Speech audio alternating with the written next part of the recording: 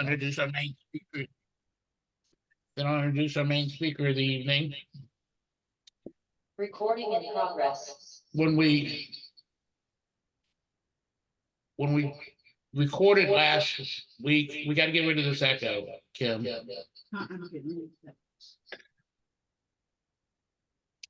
A month ago when we did this and recorded. How about now? Reverb. How about now? Is it?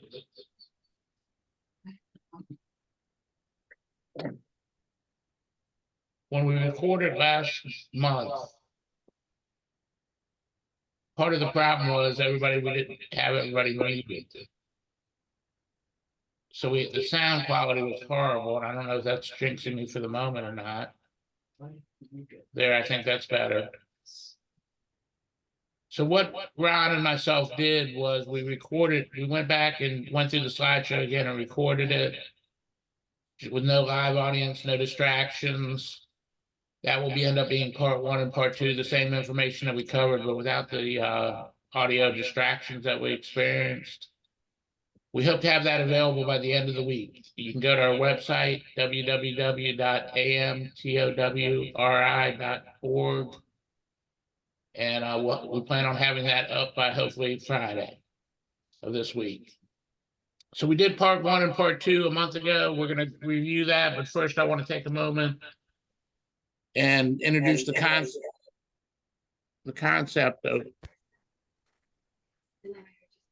this cross training that we're doing. Hang on a second. It's this one right here. Yeah. People ask me, why are we doing fire and tower training together with EVs? And there's many reasons. One of them is they have many of the same interests. Another one is when Ron's discussing the construction of the automobile with firefighters in reference to rescue operations, a lot of the things he's talking about is critical information for towing operators, understanding exactly where the batteries are, the high voltage, etc. Also, as an industry, we talk an awful lot about the TIMS process, traffic incident management, which is an initiative by the Federal Highway Administration. We talk a lot about it, but we don't do a lot with that. So that's another reason we're doing this as a joint session. So I'm Wes Wilburn. I'm with the American Towing and Recovery Institute. I have the privilege of being one of your instructors, the instructor this evening. It's a privilege to be here. We've been involved in education for about 30 years in the towing industry. We do not know it all. I'm very, very proud to introduce to some and present to others Ron Moore, one of the world's leading knowledges on electric vehicles as far as I'm concerned. Ron, introduce yourself and tell us a little bit about your background, if you would, please. Thank you, Wes. My background is really in the fire service. I am now a retired fire chief. I live in the Dallas-Fort Worth area, city of Plano. My specialty has always been vehicle rescue, vehicle extrication, and I have evolved to kind of stay up to date on the electric vehicle challenges. I've also taught traffic incident management, and I realized that tow and recovery operators coming to the scene with police, fire, and medical, I realized that we're all part of the same team. So I've learned to bridge the gap between what fire rescue does and thinks and how that impacts traffic incident management, primarily for the tow operators that are on the scene. And you do a good job with that. Now, you were one of the group of instructors hired by Federal Highway to do the train the trainer and implement the TIMS training program years ago. Is that correct? That's correct. And several years ago, I was one of the team members for what's now has been called SHARP, SHRP2. It now is the National Federal Highway Administration National Traffic Incident Management Program that is now in all 50 states. It can be modified or adapted or adjusted, but the core program, I was part of the Train the Trainer team. All right, Ron. Kim, I'm not advancing the PowerPoint. I'm doing that. It's not progressing. So, Ron, give us a brief recap of part 1 and part 2 talking about electric and electric hybrid vehicles. Got it. In that blue. For any responders that go to an incident involving an electric vehicle, I've heard from tow operators, particularly, I've heard if it's an EV, don't call me. So I've tried to bridge the gap and provide information. For one thing, we start off talking about terminology, things that you need to know if you're studying or following up on electric vehicles. And then there has been some guidance and some documents that are out there that are available. So I've been able to realize what's important for us as traffic incident management responders to a scene, particularly if there's an electric vehicle involved. What's important for us, and how does the fact that it's an electric vehicle affect our operations at the scene? This blue car that you see roof. Ron, hang on, before we go there, just one more thing. Talk about the interim guidance and how long it's been available, if you wouldn't mind. The federal government came out with, the Federal Highway Administration, part of the federal government, came out with what's called interim guidance as a free downloadable PDF. There's a series of 3 of them.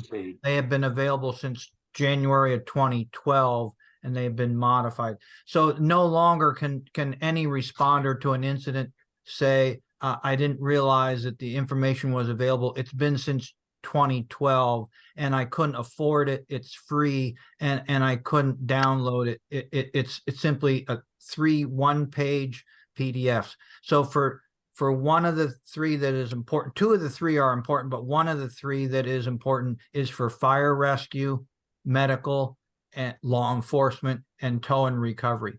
The second one that is out there is specifically for tow, recovery, and storage facility operators. Then the third one that is also downloadable, interim guidance for vehicle owners. It really isn't going to be specific or tell us anything new that we didn't know. So the 2 that you really need are interim guidance from NHTSA, National Highway Traffic Safety Administration, NHTSA.gov. That's one place you can go. Interim guidance 2012, and it's been updated a couple of times, but that was the original document that came out. That's good information that every tow operator and or fire personnel should have. All right, let's go to the first slide, Ron. Thank you so much for getting us caught up as well. So I was up in Michigan, and this blue car that's roof resting is a Mitsubishi, and I was practicing in a tow yard, a storage facility yard. I was practicing stabilizing vehicles that are not on their wheels. Specifically, this is an MI EV, so it is a Mitsubishi electric vehicle. So I practiced and used some typical fire rescue equipment. You see the wood, what we call step chocks, cribbing blocks that are put in there to try to take the basketball type rock out of it. So at the time I got done learning what I could use to stabilize this vehicle, I went into the storage yard, which you see in the background, and I asked the tow operator, say, could you come out and please roll this car from the roof onto its side? I just want to continue to practice some stabilization work with a real electric vehicle on its side. Realizing the battery for this on this small car weighs just a little over 400 pounds, and it is a floor pan mounted battery. So what I found out in the experiment, what became realistic, is the fact that the center of gravity for electric vehicles is completely different than what you have on standard internal combustion engine vehicles. And that's because the weight of this lithium ion battery in this case is in the floor pan. It's below the floor. So next slide shows you the results. That's the Mitsubishi I. It would not go from the roof resting position to the side position. The weight of that lithium ion battery in the floor pan caused it to continue. So now in the next slide, you see I went to Tennessee, where they make the Nissan Leaf. You can also see the floor pan of the Nissan Leaf there. So what we're trying to do here at the Tennessee Fire Academy is just take a roof resting vehicle and get it to go onto its side. And I had 12 of these vehicles available, and we did 6 out of 6. And every time it went from roof resting to onto its wheels. And I truly believe it was because of the center of gravity being off. So for tow and recovery operators, if the vehicle, the electric vehicle is not on its wheels, be very, very careful, because the center of gravity is not what you or your employees might expect. Yeah, a side resting vehicle, which I doubt you're gonna find many side resting or roof resting vehicles in the middle of the road, but if you do, that you need to remind everybody they're very unstable. Very unstable. This is an incident where I talk to tow operators and I talk to fire rescue, and I say, if, for example, in this particular electric vehicle, this is a Tesla, it is a Model X. It has the what they call the gull wing doors. They're Falcon wing doors now, because that's a more marketable term.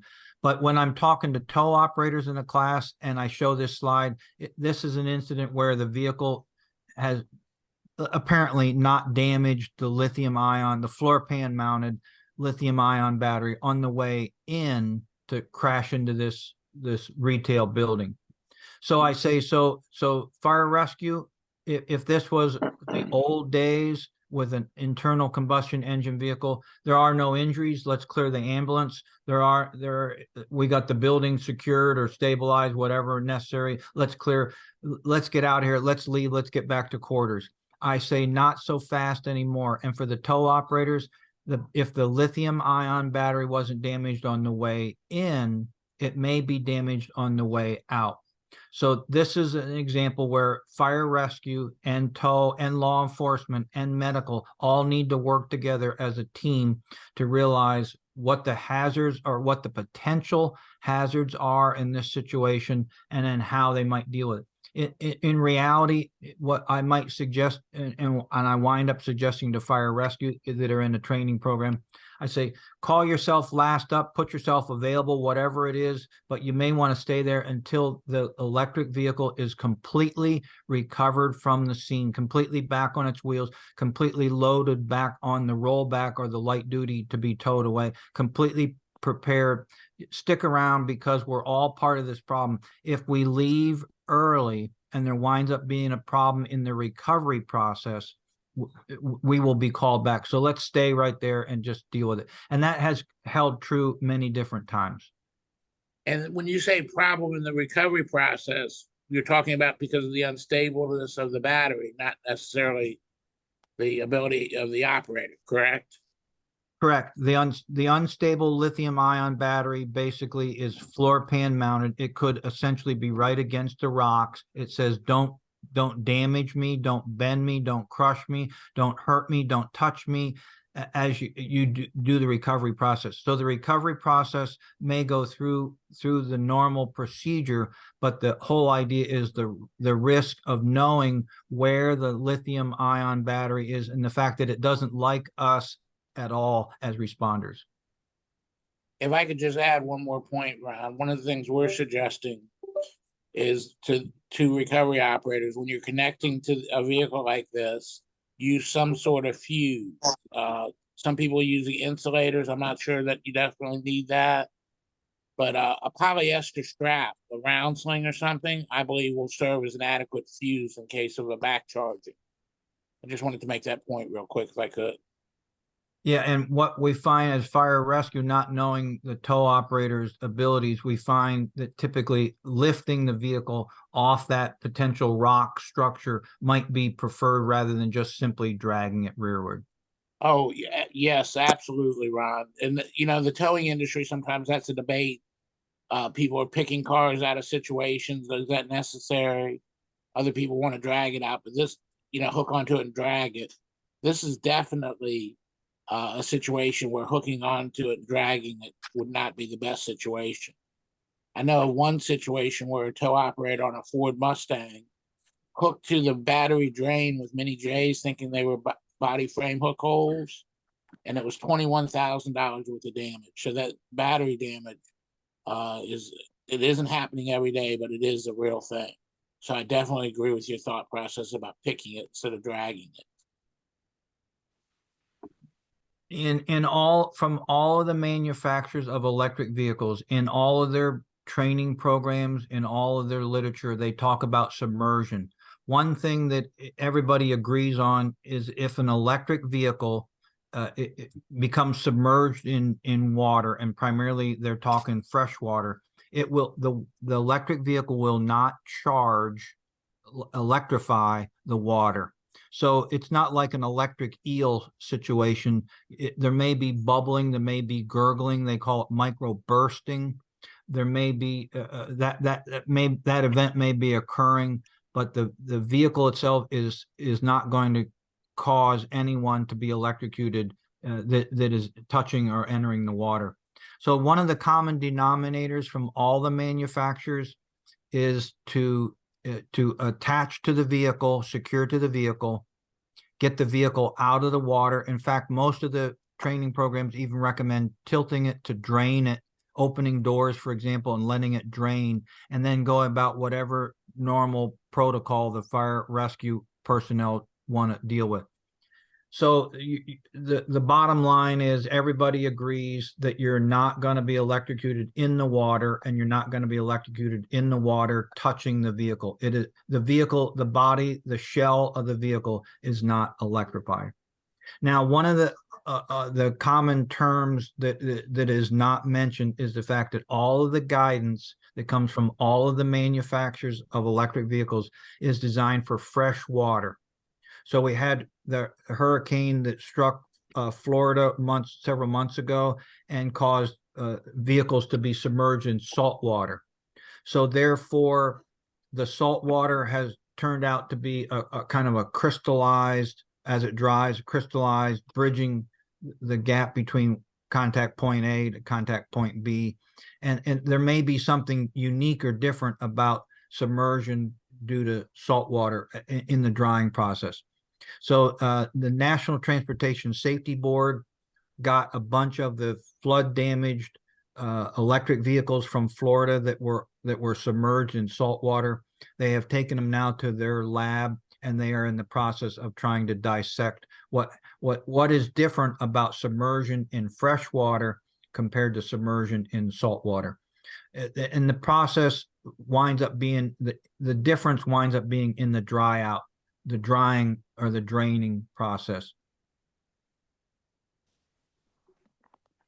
This is a situation from Pasadena, California in January of last year, where the vehicle did go into fresh water. So it can be a lake, it can be a pond, it can be in this case it was a swimming pool, but it's fresh water. So just realize that whatever techniques or whatever equipment you tow and recovery operators have for working with law enforcement, medical, fire, rescue to recover this electric vehicle from the swimming pool in their backyard, then it's good. It's the same procedures essentially as you use for internal combustion engine vehicles.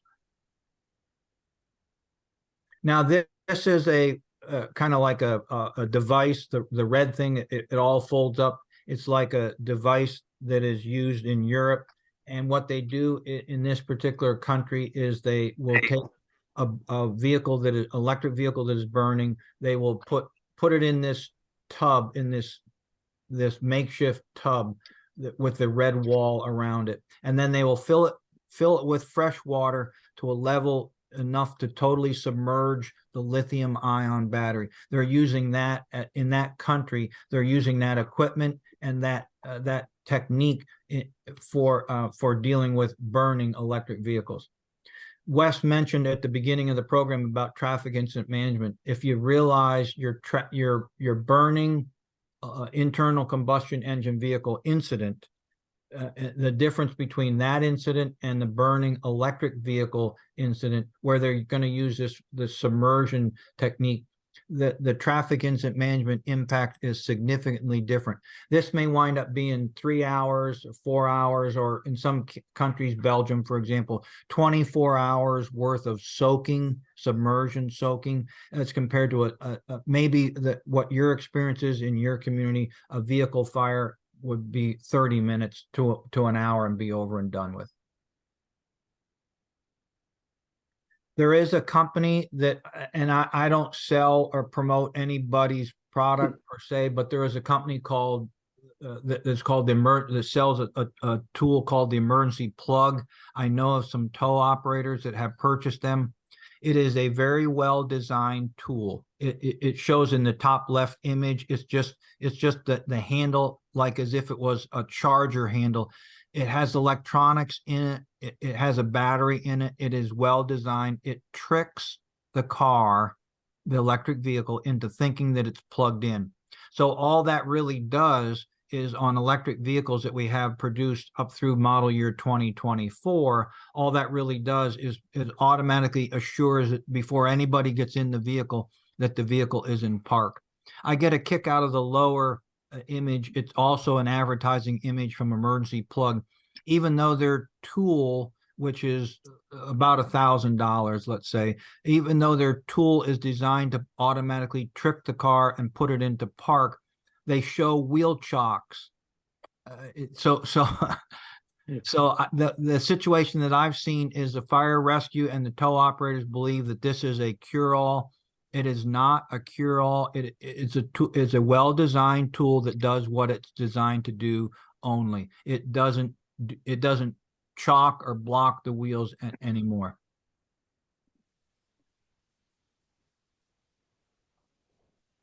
This is an incident involving an ICE vehicle, internal combustion engine vehicle. It's a rear end underride where the internal combustion vehicle went underneath the butt end, back end of a slow moving tractor trailer truck. This is an interesting one, although it happened with an ICE vehicle, a gasoline powered internal combustion engine vehicle. The scenario that I'd like you to talk about and to assure that your entire response team is ready for it would be if this white vehicle was a pure electric, a battery electric vehicle. So in the process, the tow and recovery operator comes on scene. Fire has left the scene. Medical has left the scene. They actually flew this driver out critically injured. So that work has all been done. Tow operator comes in later in the incident. Law enforcement and tow are there, and the rollback is brought into position. They start to pull on the internal combustion engine vehicle. There is a small fire that then starts exactly where it would start with if this were an electric vehicle. So this is another example where the fire department in this particular scenario had to come back to the scene because during the recovery process by the tow operator using standard protocol on an ICE vehicle, it did catch on fire. And one of the unique things is that the tractor trailer truck operator, this is a European tractor and trailer, the tow operator or the truck operator pulled forward while the tow operator was holding on to the vehicle. So between the two of them, they figured out a way to deal with it. But this is an example of an incident that actually occurred. This one was in Germany. It actually did occur and would be just a good one to use as an underride case study to talk to your employees about what if, how would we deal with it?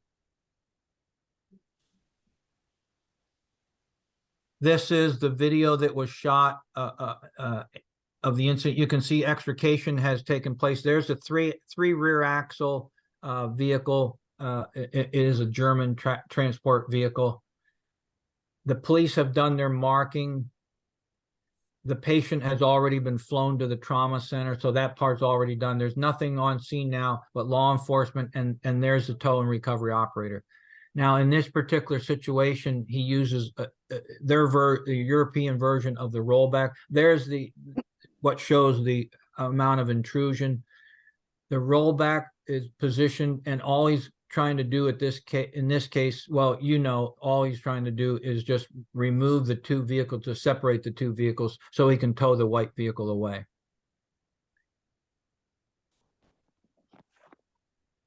It snags, he tries again, it snags again. A real simple solution here might be to deflate the front tires of the white car to lower it. He's going to use his crane type device that is on his tow operator truck. There's the flash fire. It was gasoline spill, gasoline ignited. The tow operator walks away from it. Now we have a gasoline fuel fed fire, exactly where we would have the lithium ion battery fire if it was in fact a battery powered vehicle.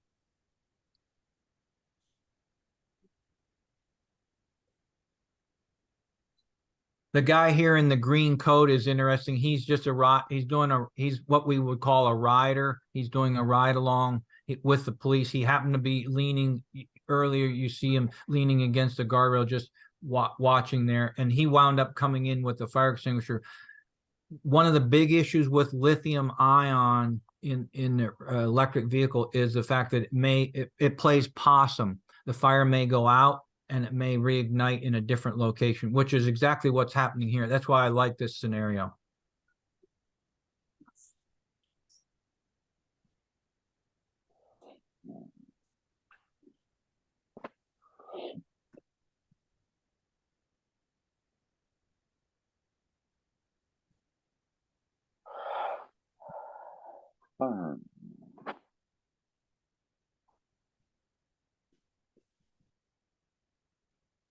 There's a good scenario for tow operators to run through as a case study. What do we do if we're in the process of moving or removing any vehicle, including ICE vehicle, as it was in this case, or electric vehicle, and the vehicle, while it's on our truck, while it's on our control, catches on fire? In this particular case, he uses his crane. He swings the vehicle off to the side. Police have already re-summoned the fire department to come back to the scene. Remember, they left completely. They come back to the scene, and now they're dealing with putting this fire out.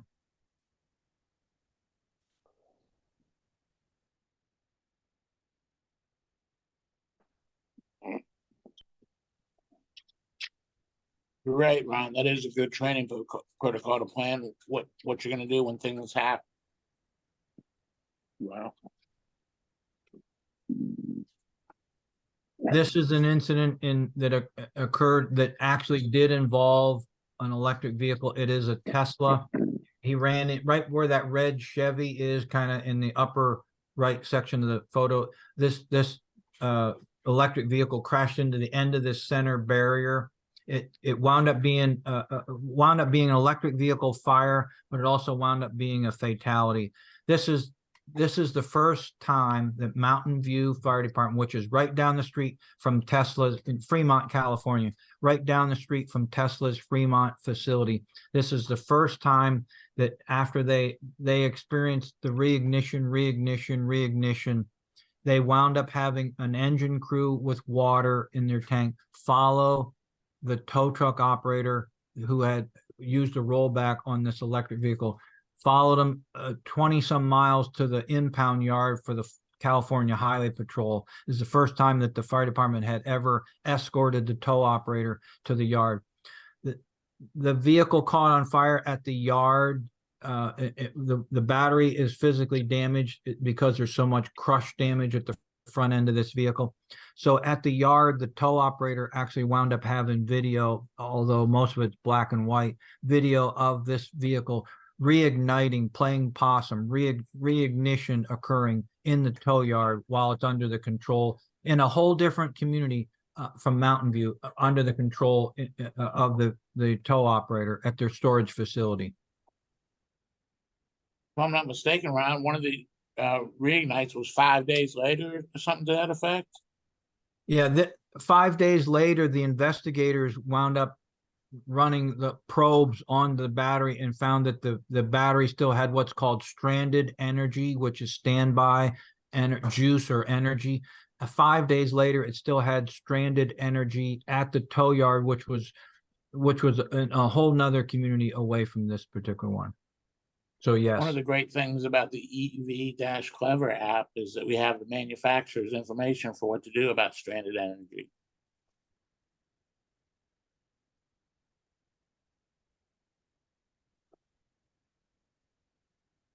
This is the book that we recommend. This is a video that is related to it. This shows and uses the from Atlas Towing shows and uses their video to put together a nice animated story about this reignition rekindle. So this was all done by National Transportation Safety Board. The document that you want to get is that small yellow document. It is NTSB/SR-20/01. Make sure that you, as an employer, make sure that you have this document. It is free. I think it's about 60 pages. It is an excellent document from the federal government, National Transportation Safety Board. It includes the story of the Mountain View Tesla fatality and fire incident.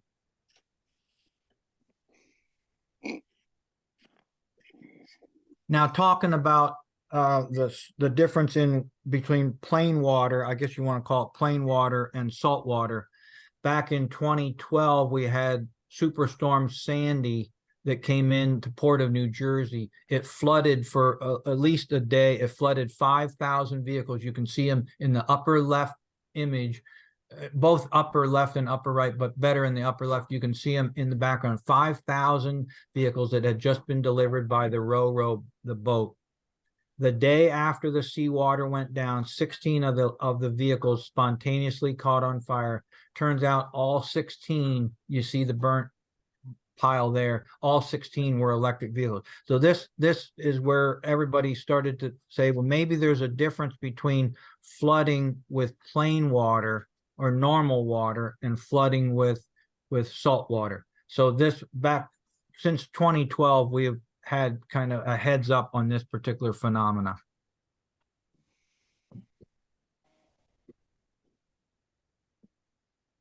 This is a story that came out from Florida. It talks about this news reporter. He talked to tow and recovery operators over on his left. Over on the left of the screen, the vehicles, the internal combustion engine vehicles. Here in this yard behind him now, you see all of the electric vehicles that were submerged in flood water in Florida by the hurricane, and how they're spaced out. So that the federal government in their interim guidance talks about they may catch on fire at any time.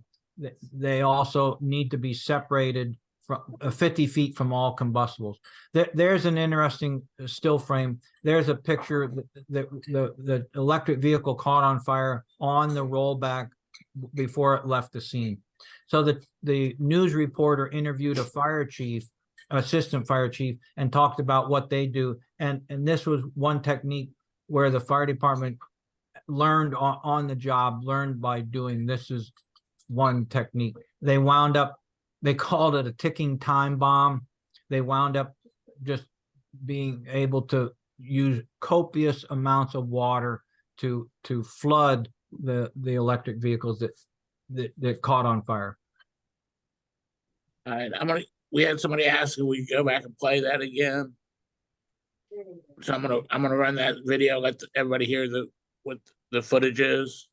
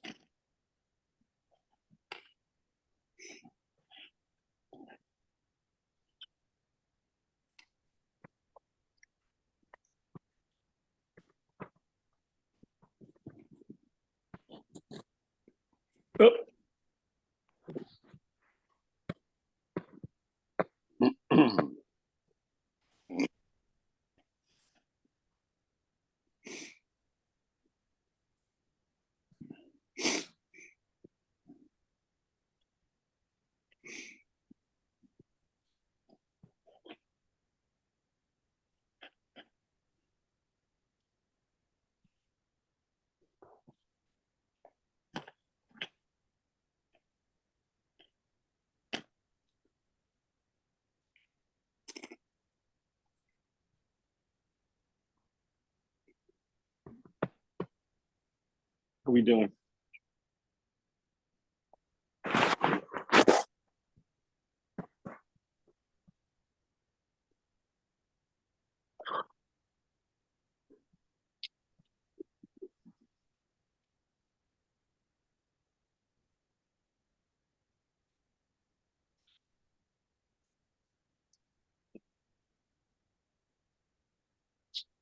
I don't need to watch videos, but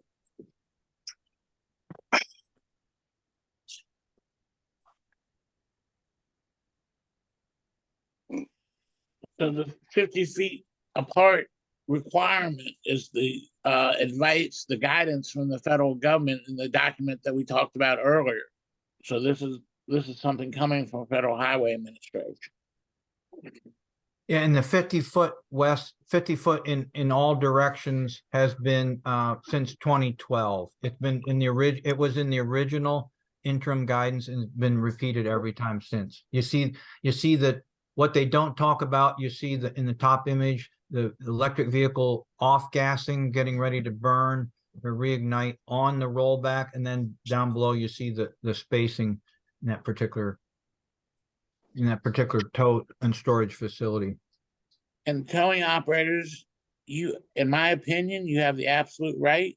We'll try to help you if you have issues with this, but you have the absolute right to charge whoever's paying you storage more for that storage for the more spaces that it's taking up. You have that, in my opinion, you have the absolute right for that. If you look at that bottom picture, it tells it all right there. I've done a horrible job at the beginning of this. Go ahead, Ryan.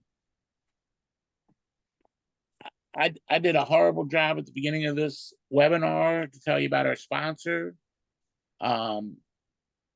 The sponsor is EV-Clever app. It's a project of our organization, the American Towing and Recovery Institute. And it's an app that has all kinds of information about electric vehicles, and not only electric vehicles. In the heavy trucks, we have compressed natural gas and hydrogen vehicles as well.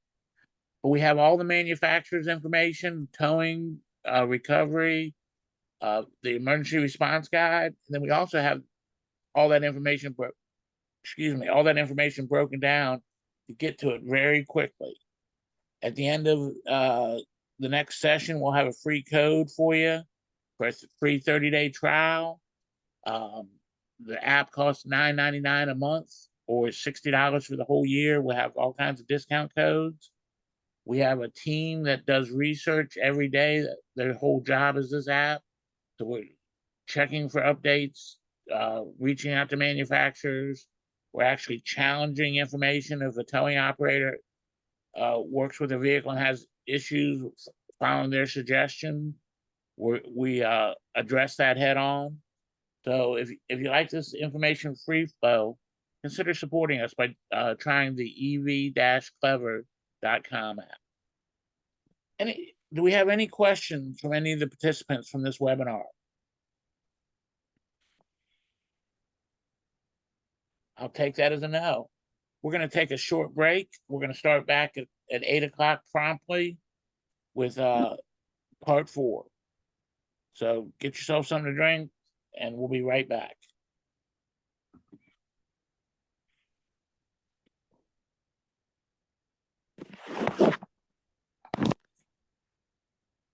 There you go. Hey, Wes, Yes. how you doing? Good. How about you?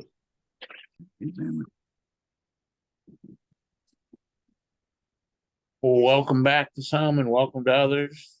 Just going to take a moment and introduce the webinar concept that the American Towing and Recovery Institute is going to work with in 2024.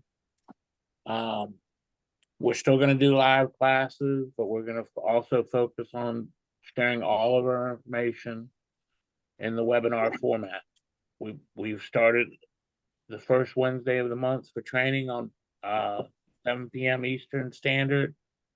We did it a month ago. We're doing it this month. We're going to do it again next month and continue on with that. Right now, because it's such a hot topic, we've been focusing on electric vehicles, not only passenger cars, but heavy trucks as well. One of our projects at the American Towing and Recovery Institute is ev-clever.com. It's an app with over 700 passenger vehicles and right at 100 heavy trucks. All the factory information, complete emergency response guide, also broken down into categories.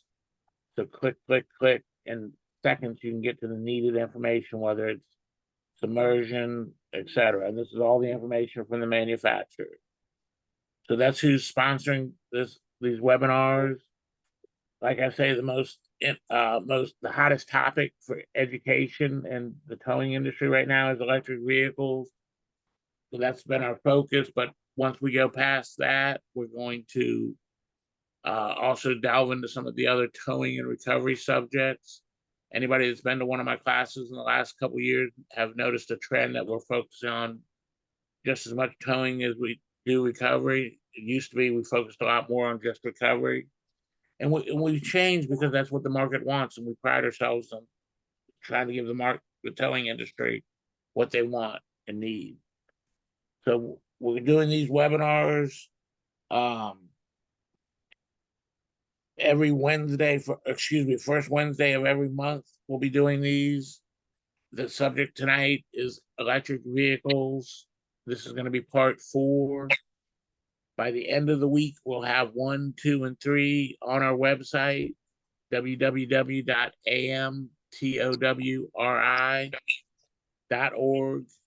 And you can go to our website and we'll have all these videos available for viewing. As I talked about in the beginning of session 3, we've done a couple different ways with the sound and audio, trying to get the best quality. So we're working on that as well. We're teaching these classes, firefighters and towers, together for many reasons. One of them is both myself and the main instructor this evening believe that firefighters and towers should work closely together when they have share issues of common concern. Also, we talk an awful lot about the traffic incident management process, the initiative by the Federal Highway Administration. And they talk about us working together. And what we're trying to do is bring that to some life. So looks like we're right at 8 o'clock straight up and down. So my name is Wes Wilburn. I'm with the American Towing and Recovery Institute. I'm the founder. I'm proud to be here to help share information tonight as one of your instructors. I also feel it's my obligation as one of your instructors to tell you I do not know it all. I'm still learning every day as well. I'd like to take a moment and introduce the main instructor this evening. Ron, would you introduce yourself and tell us a little about your background, please? Yes, sir. My name is Ron Moore. I live in Plano, Texas, a suburb of Dallas. And I'm a retired firefighter, fire chief, have been involved in the fire service all my life. So my background really is fire, medical, rescue operations at incident scenes. Me and Ron met about the turn of the century when there was a standard introduced by the NFPA for firefighters and towers cross training. And we've worked together on and off since then. Ron is what I consider to be an expert on electric vehicles, and he's prepared this information that we're sharing with you. So you want to give him a brief summary to get us up to date to where we are, Ron? What you're looking at here are two images. The upper image is a Tesla electric vehicle that had been in Florida in Hurricane Ian, flood damage with salt water, and it is on fire on the rollback. And in the bottom, you see a tow and storage facility where the spaced out vehicles have the compliant 50-foot combustible non-combustible space around them. And then over on the extreme upper right of that image, you see the internal combustion engine vehicles spaced literally door to door. So this was at the end of these are still images that was at the end of a report on ABC after Hurricane Ian with the saltwater flooding in Florida.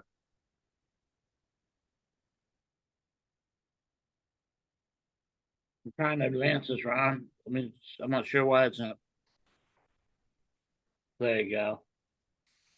What I want to do in part 4 is talk about the lithium ion, which is the chemistry that is in the rechargeable batteries. We have lithium ion in cell phones. We have lithium ion in iPads, hovercrafts. In New York City, for example, they're having a big problem with lithium ion in the e-scooters, the e-bike business. So lithium ion is the chemistry of choice. It is rechargeable. It is stored energy, and it is located in these electric vehicles. It is, as of the model year that we're dealing with now, it is the chemistry of choice, not lead acid, not nickel metal hydride, but lithium ion. So I want to talk about the lower right talks about the statistics. I just want to be non-biased. For every 100,000 electric vehicles, there are about 25 fires every year. For every 100,000 ICE vehicles, which is internal combustion engine vehicles, there are about 1,530. So the authorities that study this say there's many more internal combustion engine, gasoline or diesel vehicles that catch on fire and burn compared to the electric vehicles. So in this part 4, we'll talk about how traffic incident management is affected by the choice used by fire rescue in their suppression techniques. Ron, if I could just make one quick point. Statistics are a funny thing, and I don't know this at all. I'm just looking at the statistics you put down here. I wonder when they talk about for every 100,000 ICE vehicles, I wonder what the year range is. You know, because if you're talking about vehicles that are 20 and 30 years old versus electric vehicles only a few years old, I just think that might be a flawed statistic. Maybe I'm wrong. It may also be, Wes, the fact that electric vehicle fires make news nationwide as compared to a community may have multiple internal combustion engine vehicle fires in a given day, and it's no big deal because it's happened before. Definitely. Yeah, definitely. All right. This slide is the key of part 4. These are summary choices that fire rescue may choose. And as tow operators, we need to understand we don't have control over what choice the fire department uses to suppress the fire, but these are the possible ones. And everyone has a different implication, a different result or influence on, particularly on traffic incident management. So go defensive, essentially let it burn. go offensive, which is the term, I hate to use it, but the word is copious amounts of water. Penetrate the battery. There are tools that will show you that are available for that. Smother that is probably the most popular technique right now in Chicago, in the north central area, smothering, and particularly with a fire blanket. Packing in wet sand was demonstrated recently in Phoenix, Arizona. It is unheard of anywhere. Submersion is a big deal in Europe as well as here in the United States. And then the tilt and cool technique, I will show you each of these. So we really, as tow operators, don't have much choice, but our work is affected by these generic choices. We'll talk about them. Wes mentioned earlier that what we're talking about, whether it's a large vehicle, class 8, class 4, whether it's a city bus, whether it's a minivan, an SUV, or a sedan, you're talking about lithium ion batteries. Instead of a couple of pounds like a lead acid battery, they're typically 1,000 pounds, typically 400 volt, although Tesla on their Cybertruck now has 800 volt. Porsche on their on one of their electric vehicles has a 900 volt. And then the weight is significant because it throws off, it's almost all of them are floor pan mounted batteries that throw off the center of gravity. With the buses, with the trucks, with the buses, they may be roof mounted, they may be rear mounted, they may be under the chassis, under the frame mounted. And with class 4 to class 8 trucks, they can be anywhere in the vehicle as well.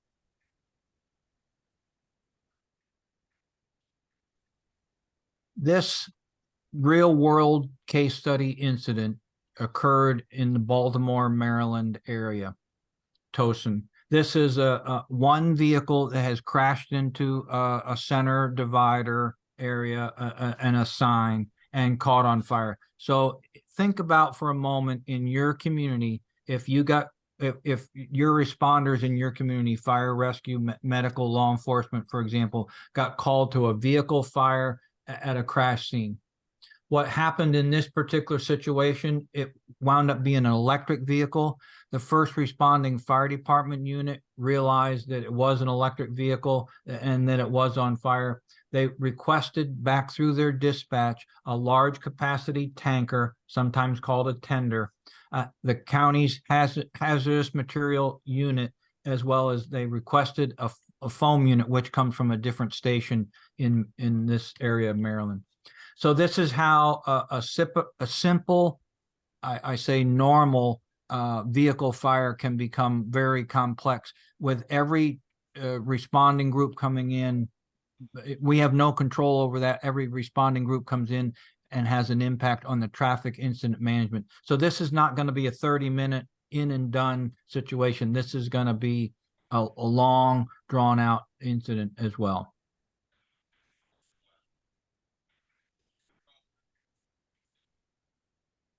This is one of the first incidents that occurred in 2013 in Kent, Washington, outside of Seattle. The road that goes up the hill is an off-ramp from an expressway. This is an electric vehicle that rode over a pipe.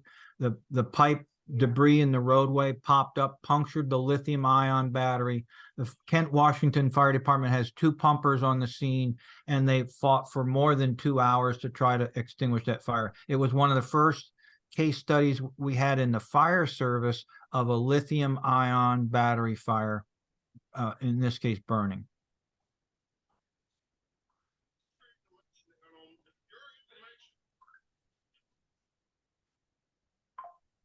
Indianapolis, Indiana had an incident of all things that it wound up being a double fatality crash, and they crashed into right next to the television station. So there's the tree that they crashed into with their electric vehicle. There was a driver and a front passenger, both of them. This is the arrival from the fire department. Look at the amount of fire.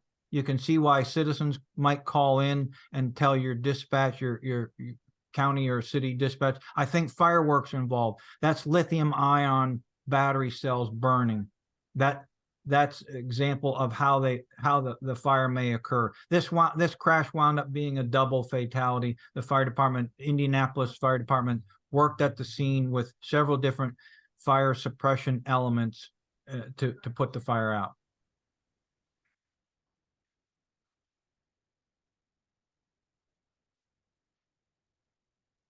So the little, the little looks like sparklers or whatnot. Those were all the individual cells of the lithium ion battery. Correct. So the cluster stayed together. That's kind of like a module, a cluster of them, and the arcing and sparking that you saw, the fireworks type effect, was the individual cells bursting and exploding.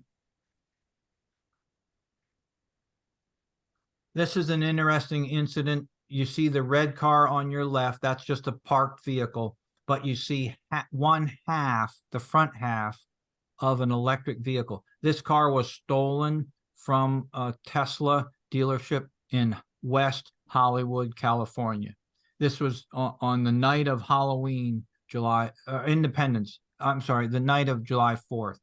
So the car, if you look way in the upper left corner, the kid that stole this Tesla figured out how to hotwire it and get it going. He was being chased through the city of West Hollywood by county sheriffs. In the high-speed chase, he crashed into that pole way up in the top. You see it up in the top right corner. Crashed into that major street light. The back half of the car broke in two. The back half of the car went and stuck into a building and wound up being a church. The front half spun down about almost a block, struck that white car that you see right above the word Loud Labs, and then the driver of the Tesla that was the perpetrator of this whole thing, what was still in this the front half that was on fire when the law enforcement get there. Fire department has not arrived at this point. This is paparazzi world. This is Hollywood, California. So the video that we have of the incident that also shows that arcing and sparking type event. One of the paparazzi photographers went up onto the roof and got like a good aerial view of it. This wound up being the first time anybody had ever been died in a electric vehicle crash, in a Tesla vehicle crash. You can see in front of the white car, there were actually 4 people trapped in that car that had to be rescued. But in front of that white car, you can see the intensity of the fire. It looks like there's 3 there along the center line and a larger one. Those are the battery cells from the Tesla that broke into, when the car broke into, the cell clusters called modules flew out and remained on fire.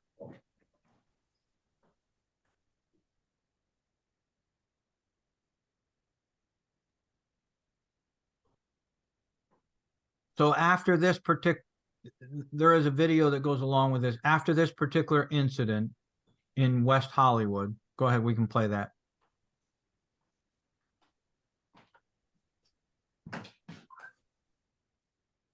Those cannot play media. Okay. So after this particular incident and the Kent, Washington one, the National Fire Protection Association out of Boston, Massachusetts, has a research foundation. They went to the University of Maryland in College Park and had funded a research project to find out how much water do we really need to extinguish these lithium ion vehicles. So the vehicle that was used was a car shell. It was a reburnable car that they had specially built, and battery B1, B2. B2 is the big one. These were battery only. 2,639 gallons of water was used to put that fire out. They had, during the research work, they had a lithium ion battery that was burned during the daytime, was put into storage and caught on fire in the middle of the night. This is the first time anybody had ever heard about this reignition situation, and with the National Fire Protection Association on board, NFPA, they wound up coming up with, you need a minimum of 3,000 gallons of water. The typical fire department pumper, maybe you know, but maybe tow operators, you can check with your local fire responders. A typical fire department pumper in a municipal area would be 500 gallons, maybe 750, maybe 1,000 at the most. So to get 3,000, that alone shows you that the fire department would have to go out of their way to summon additional water to make it available if they wanted to combat this electric vehicle battery fire in a conventional way.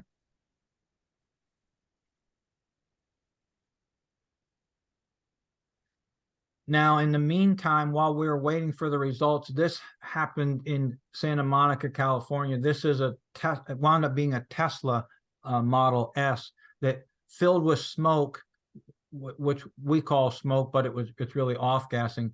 The husband pulled over, parked, got out, and called 911. Look how low the flames are on this particular manufacturer. They have like blowout panels, fusible links that will vent the fire, but they vent low. So this is a typical, a great video to show as a typical example of off-gassing, which is the white smoke or the white gases, which are toxic, as well as the hazard of the fire and how low that lithium ion battery fire may be to the ground.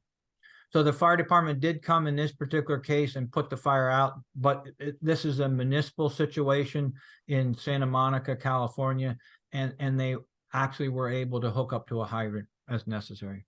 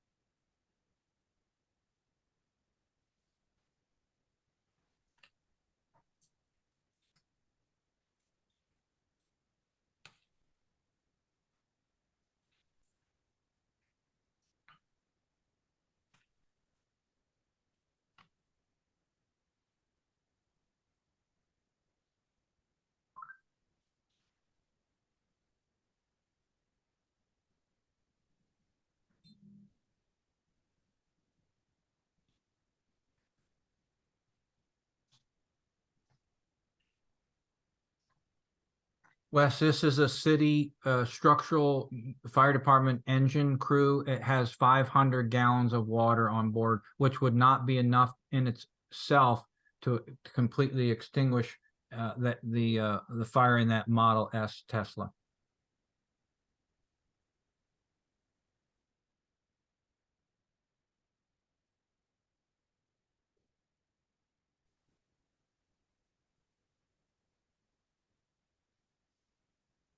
The picture on your left, which is the vehicle in fire, is also an electric vehicle. It's in a municipal street. This is outside of Philadelphia, Lower Merion Township, a suburb of Philadelphia.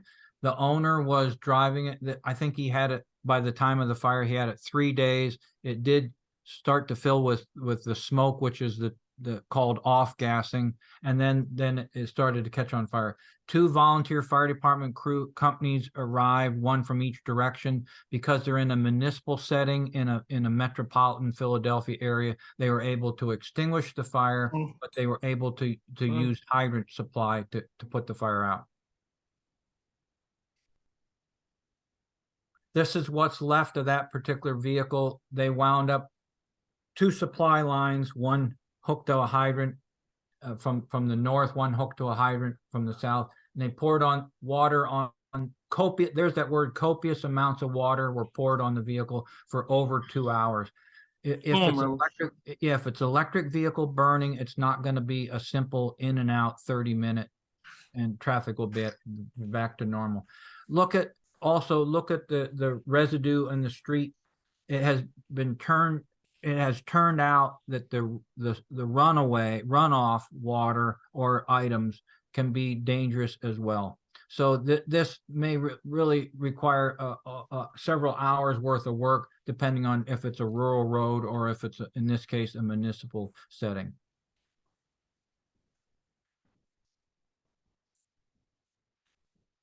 In Spring, Texas, which is a suburb north of Houston, we had an owner drive a little over almost 600 feet in his subdivision with his neighbor in the front seat trying to show off his electric vehicle. He crashed into a tree and it caught on fire. This is in Spring, Texas.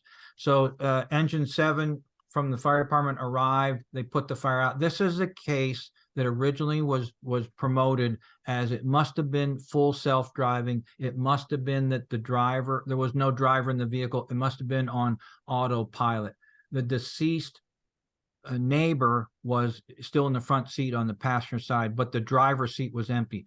After the vehicle incident was studied by National Transportation Safety Board, they found out, in fact, the owner of the vehicle, who also died in the crash, was driving at the time it crashed into a tree on that street. Although he was able to wiggle himself clear of this situation, and he died, overcome by smoke, died in the back seat. So there really was no driver in the front seat in this particular situation. Spring, Texas. You can see, as a tow operator, you can see what's left. You've got lithium ion, 1,000 pounds of lithium ion battery damaged in a burnt, crispy critter type vehicle. So Ron, going back for a second, the question was asked about, you made the statement, the runoff could be, I'm not sure we used the word dangerous or hazardous. Should this be cleaned up by a hazardous material situation? The answer would be yes. The runoff should be considered hazardous. Yes, the runoff should be considered dangerous. And if the local authority having jurisdiction, which may be county sheriff or city police department, if the authority having jurisdiction decides that they need the resources of a hazmat team, then that would be appropriate. In this particular vehicle fire, which was outside of Philadelphia, before they got the floodlights on, the fire chief told me his firefighters were slipping and sliding all over the place. It's because they were on the cells that were about the size of a C battery. So they were actually walking or crawling or trying to maintain their balance on rollerball bearings, battery cells. So in this particular case, the runoff has now, it never was a big deal in the past, and now it has been determined that the runoff can contain hazardous or dangerous elements that may be require the health department and may be require the hazardous material team. It would be up to the authority having jurisdiction at that incident scene. With all that being said, keep that in mind about when you're storing these vehicles as well. That's another reason that the storage needs to be different than a internal combustion engine vehicle. Also, one thing, Wes, that is of note in this one is you see the B pillar is still intact. It's because the B pillar of this early version Model S electric vehicle, ultra high strength steel, boron steel. So that's why as the thing burned down, here it burned here, and then in Spring, Texas, it burned up pretty severely. You notice that the B pillars are still intact because of the ultra high strength steel. Boy, that's an excellent point, Ron. That really is an excellent point.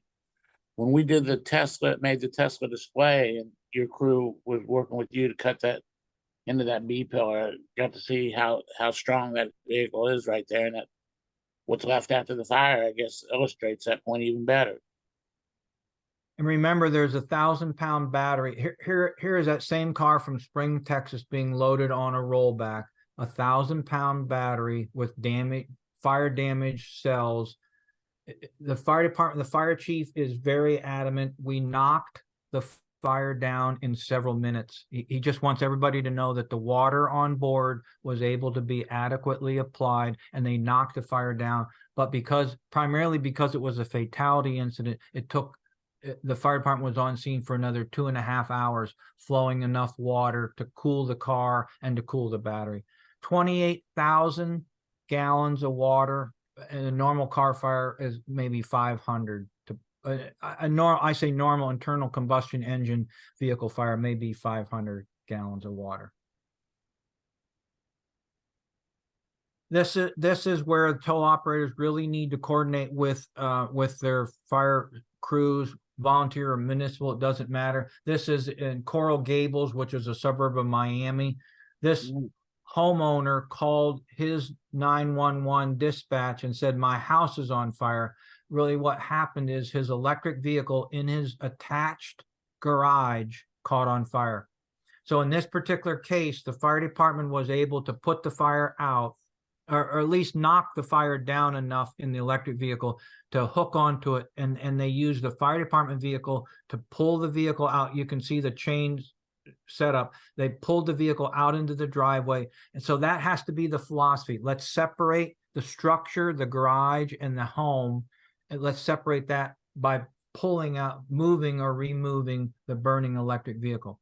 Now in the fire department that in the city where I live, they have had a garage fire where the vehicle caught on fire in the garage, electric vehicle. They were able to do this exact strategy where they separated. In the vehicle that separated, that pulled the burnt electric vehicle out was a fire department vehicle. It was a Tahoe, but this could be where the tow operator could come in handy if they save your right spot.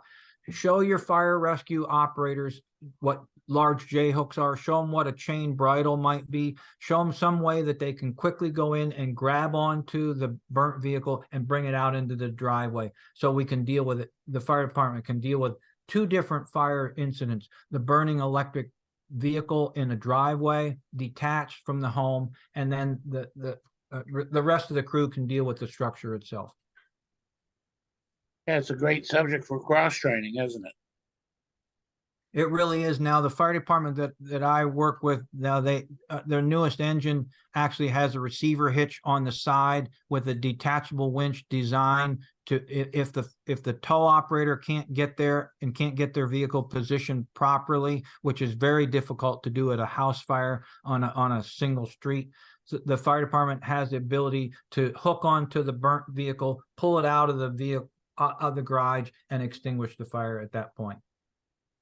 So it is just a great joint training operation. We're going to have to separate the burnt or burning electric vehicle, bring it out, somehow pull it out of the vehicle. And in this particular case in Coral Gables, by the time it took them to pull the vehicle out and had this firefighter try to force the frunk, which is the new name for the hood, it reignited. So that's all right, because now I got a crew with a sustained water supply that can deal with this fire out in the driveway, and I got other crews that can deal with the burnt garage and the attached home separately. So we need to work together as a team to figure out what do we have to hook onto this electric vehicle and how can we get it out of the garage quickly. That has happened again and again and again. Colorado, this one in Florida, all over, and here in Texas as well. Now the white vehicle that you see crossways in the garage doesn't belong there. That's a neighbor's electric vehicle. It was traveling, the federal government reported it was traveling 85 miles an hour on a residential street in Lake Forest, California. It crashed through the ditch, through their driveway, crashed in, took out the load-bearing column in the garage. They put the fire out. They brought that white electric vehicle outside. And there is the absolute best example of off-gassing.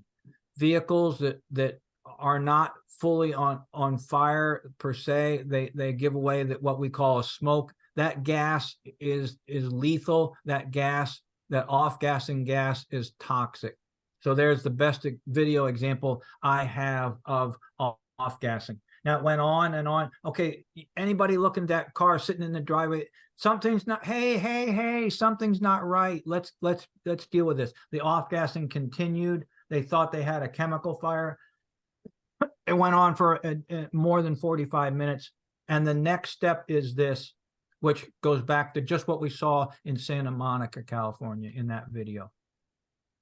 On this particular vehicle, which is a Tesla manufacturer, the blowout holes or the burn through holes are low in the battery box and they're on the sides, and they'll vent with the jet flame through that port.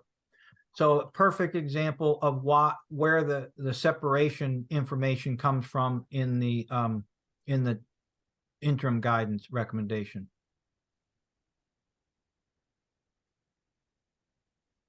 I notice here there's a note about looking up the information on Tesla's website, which is a tool. One of the things we can offer with the EV Clever app is to get you to that information a whole lot quicker. Going to some of these manufacturing websites, you're looking at commercials and everything else. So I just wanted to mention that.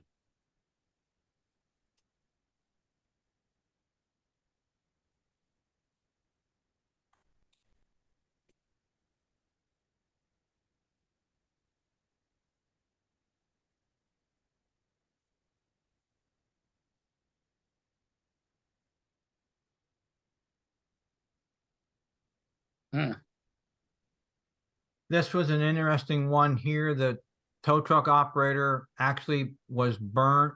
He was running the controls of his rollback from on the driver's side, and they figured the battery was jiggled around a bit. The fire department said, "Hey, hold it right here," because it gave them the best access to the underside, that low area of the vehicle. The National Transportation Safety Board has concluded their investigation, and it is available, Lake Forest, California. It is a free document. It is online. It is an excellent case study. Garage fire, separation is necessary, and then dealing with the structure and dealing with the vehicle itself.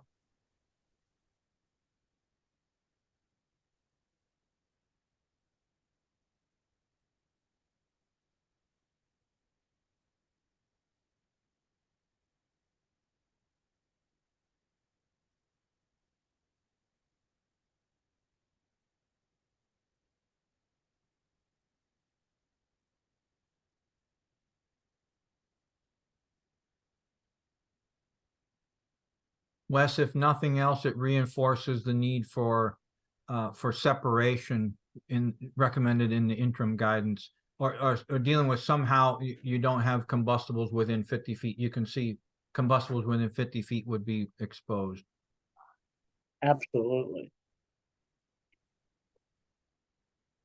There have been several situations. A recent one occurred in Belgium where the electric vehicle off-gassed. It never gave any open flame, but it was lethal. That vapor, that smoke, what we call off-gassing, what we call smoke, was critical. And then there's another reminder of the runoff and how you want to deal with that. If the tow operator just simply takes the vehicle away, that may be one solution. If the authority having jurisdiction wants additional people involved, look at the roadway. That roadway is shut down until proven otherwise.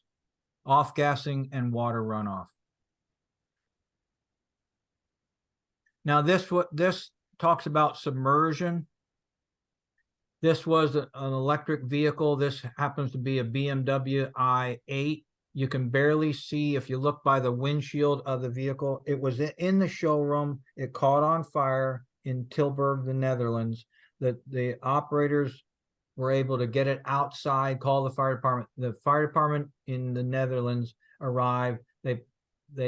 Their solution is submersion. So this is a big deal in several countries in Europe as well, submersion. So what they do, they bring in this crane, they bring in a crane with a sling. They will hoist this electric vehicle up and put it into essentially a roll-off dumpster, watertight roll-off dumpster filled with water.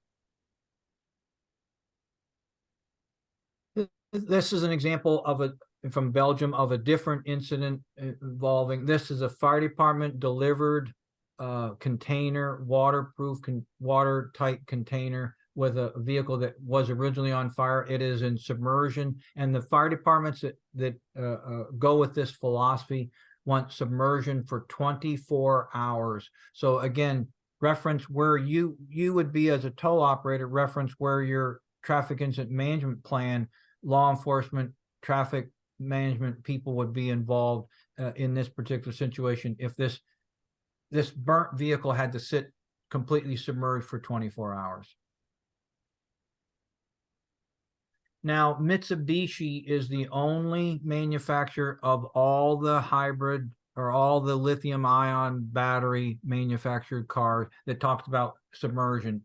And in their plug-in hybrid electric vehicle ERG, emergency response guide, on page 43, they are the only ones at that time that said, yes, you can submerge it, but you really don't need to go up to the above the roof. You really just need to submerge it enough to get the lithium ion battery, let's say 1,000-pound lithium ion battery pack, which is under the car in the underwater.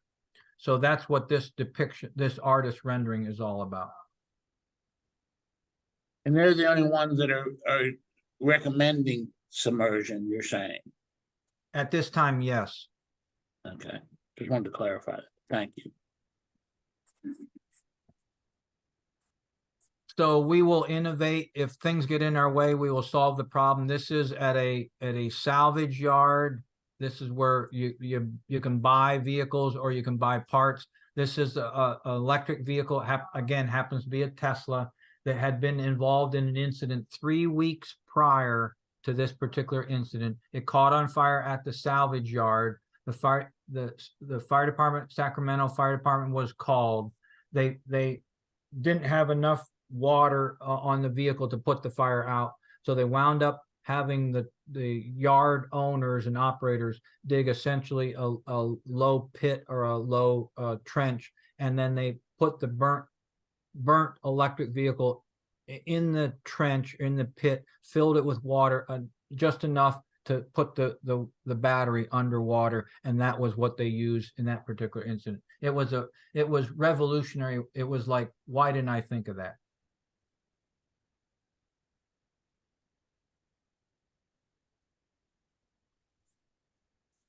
Now, this is, if you have $30,000 to spend, go for it. You're luckier than I am. This is Rosenbauer, which is a company originally from Austria that makes electric fire trucks. For example, they make the best battery extinguishing, BEST, battery extinguishing system technology. What they do is it's a two-piece unit. Here in the foreground is the control unit.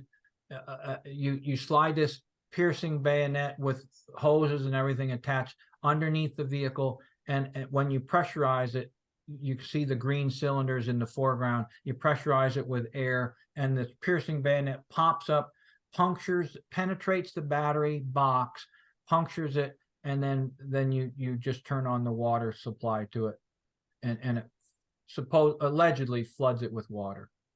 So there are a couple fire departments in the United States that have purchased the Rosenbauer BEST, BEST system. One of the again, I'm only trying to be realistic about it. One of the things that the BEST system does not really do a good job at would be a car on its side, a car on its roof, and they don't really do a good job of representing the fact that most new battery packs are what's called structural. They are completely self-contained. The individual cells, which may be bigger than a D cell or a C cell, the individual cells are packed in this battery box, footlocker type situation. And then the next slide shows that it's filled with foam. So there isn't any space for this to operate. So penetrating the battery, this is another example. You take this metal. No, I should say the youngest member of the team that is replaceable and doesn't know any better takes this metal bayonet and pierces through the floorboard, pierces through the battery box top, and penetrates the battery, and then that yellow hose simulates the water line. So there are vendors that are selling tools designed to penetrate batteries. However, at this time, just realize that it may be what the fire suppression crew has decided to do. It may not be a recommended practice of the manufacturer of that burnt or burning electric vehicle. Mirror extinguishing lance. There are several of these units available. Most of them have come from Europe initially. So one guy holds on to the lance, another guy beats it with a mallet, and then you get it to penetrate through the floorboard, through the battery, top of the battery box, and it's supposed to fill the air space between the cells with water and put the fire out. Well, if the battery cells have airspace, they may not, because the new trend is to make them foam filled, completely fill that battery box. It's called a structural battery box. So this may wind up being old school and may not be the new school technique. Penetrating the battery. This is another example. The firefighter standing closest to the vehicle has a rotary drill. It has a carbide, water and a carbide mixed to it, and it's designed to cut through it. It's almost like a giant keyhole saw. It's designed to penetrate the battery box, flow water into it. I want to mention the firefighter on the right that you see. One of the things that all the manufacturers and all the vendors of these different types of equipment recommend is to use a thermal imaging camera. They used to be thousands and thousands of dollars, $20,000 or more. Now they're getting to be more common as a fire suppression tool. So find out from your local fire suppression department if they have thermal imaging, because it may be something that you want to, they want to invest in to monitor the hot spots. You're trying to monitor anything that is 250 degrees Fahrenheit or hotter, because that shows that the individual battery cells in that box may be still in thermal runaway, may be misbehaving. So thermal imaging is something that everybody agrees on. Now, this is an example of, for example, on the Tesla Model Y, this is an example of a structural battery pack. The cells are in there. It is foam filled there. So if a crew decided to penetrate the battery, there is no air space for the water to flow in. So just an update, so you can say I told you so. All right. A lot of good information. Really appreciate you sharing it with us this evening, Ron. Is anybody that's are there any questions we can answer? That's definitely the sound of silence. Well, on behalf of American Towing and Recovery Institute, I'd like to thank everybody for taking busy time out of their evening to attend this webinar. First Wednesday of every month, we're going to continue on. Next Wednesday, we'll have a part 5 of EV, which will be a little bit more information and a conclusion. Yeah, first Wednesday next month. We'll have these up on our website. All 4 parts we hope to have up by the end of the week. Go to www.ev-clever.com.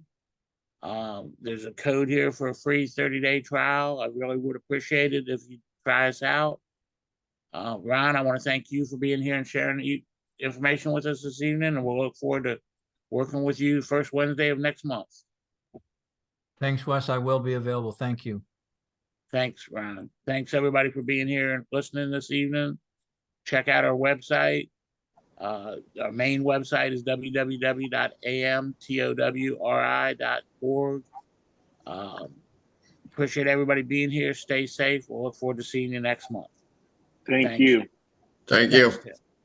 Thanks, everybody. I appreciate y'all. Thanks, guys. That was good info.